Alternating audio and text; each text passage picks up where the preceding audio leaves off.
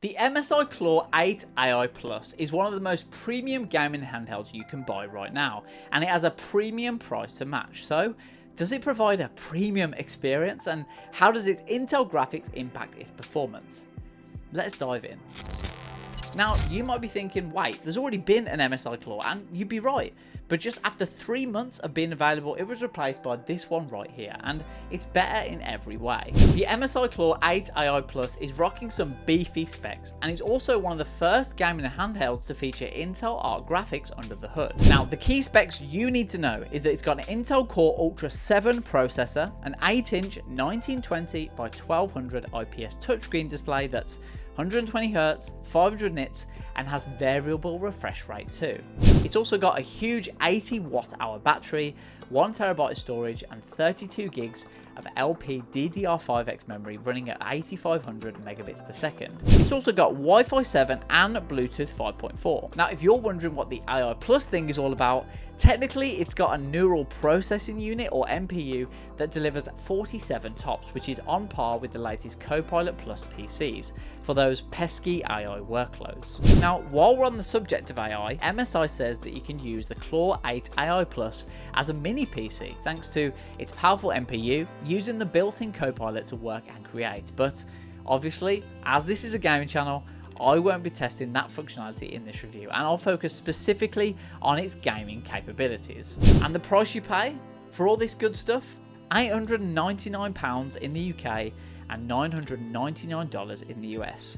Now, in terms of comparisons, the closest device to this in terms of specs is the Asus ROG Ally X, which is £799 in the UK and $899 in the US. But this thing has 8GB more RAM, a bigger screen, Wi-Fi 7, and a newer Intel Core Ultra 7 Series 2 processor, as opposed to the AMD Z1 Extreme that first debuted in May 2023. Right, with all that out of the way, let's talk about the design and features of the device. Let's talk about the colour first, or as MSI calls it, Sandstorm. Now, seeing it in pictures and in other videos, I wasn't a fan at all, to be honest, but you know what, after spending a bit of time with it in person, I don't know if it's hypnotized me or I'm going mad or what, but I actually really like it now. It's got that matte, vintage, retro, old Dell PC vibe, and it's similar to that limited edition colour scheme that PlayStation launched earlier this year.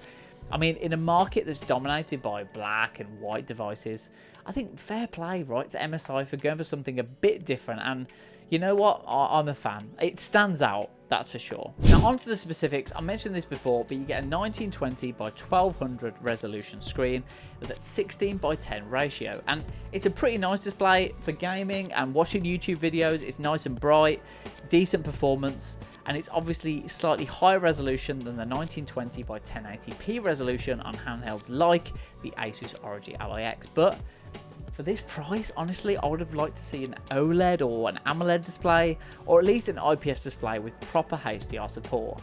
Most people aren't gonna notice that, but I think for the price, it would have been nice to see that, honestly. I mean, this screen is pretty much the same screen that's in the Lenovo Legion Go S, the budget model from Lenovo, and I'd like to see something a little bit better than that, if I'm honest. Now, onto the actual controls. It's got excellent Hall effect joysticks and triggers too, with RGB around the joysticks that are precise, really nice to use, and more importantly, durable, unlike the Switch 2, which, as I spoke about in my review of it, is very likely to experience stick drift, but there is no such problems here. The ABXY buttons also have RGB, and they're pretty standard Xbox controller-like.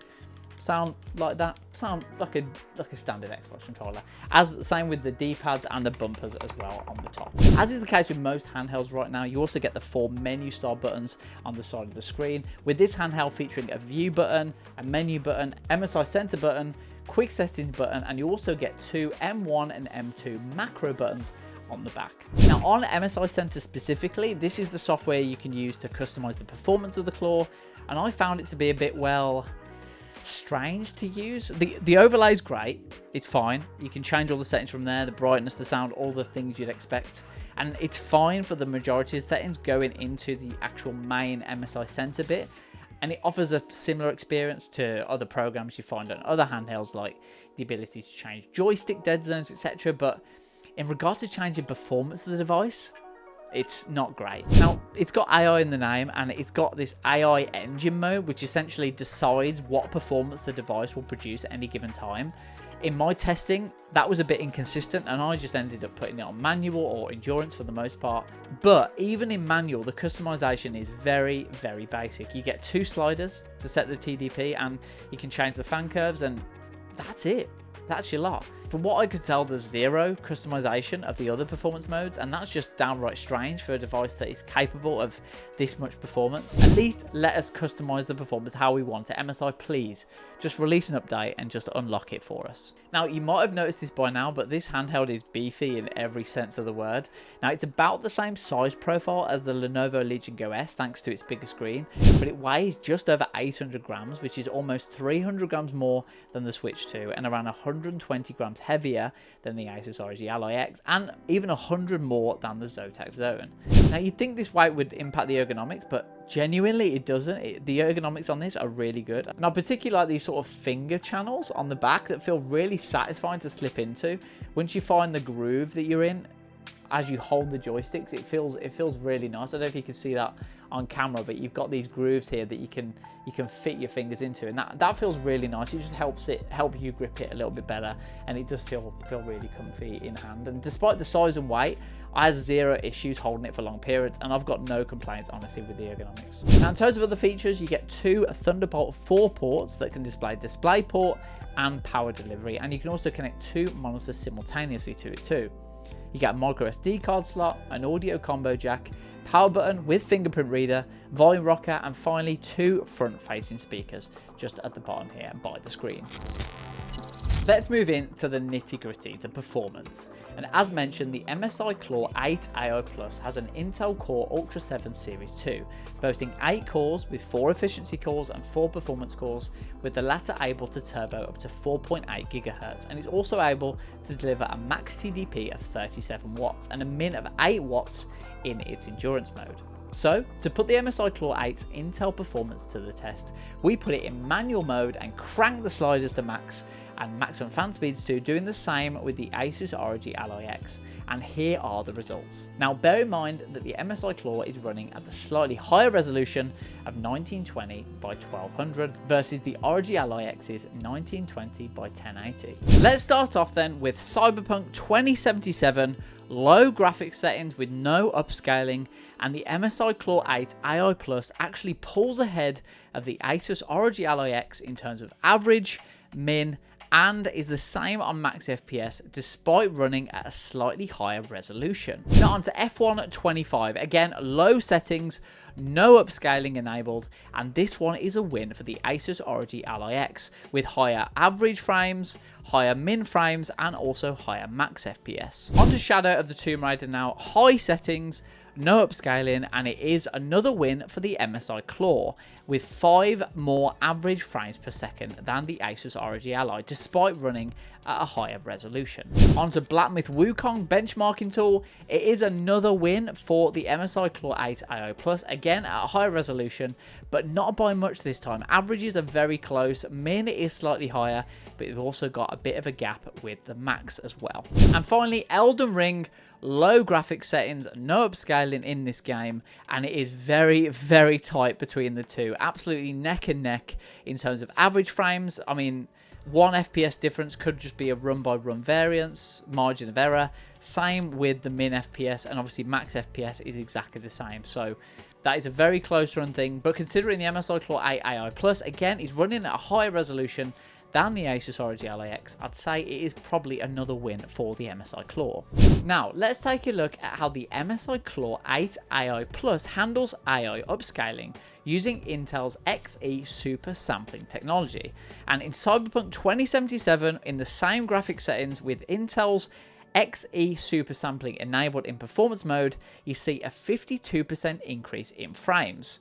Again, same with Shadow of the Tomb Raider, you see a 28% increase in frames, And in Black Myth Wukong benchmarking tool, just with the standard XE super sampling enabled, you get a 13% increase. Again, F125 in the performance mode of the AI upscaling, you get a 22% increase in frames. In short then, the MSI Claw 8 AI Plus with its Intel heart managed to match or even exceed the performance of the Asus ROG Ally X in the majority of the games we tested, despite running at a higher resolution.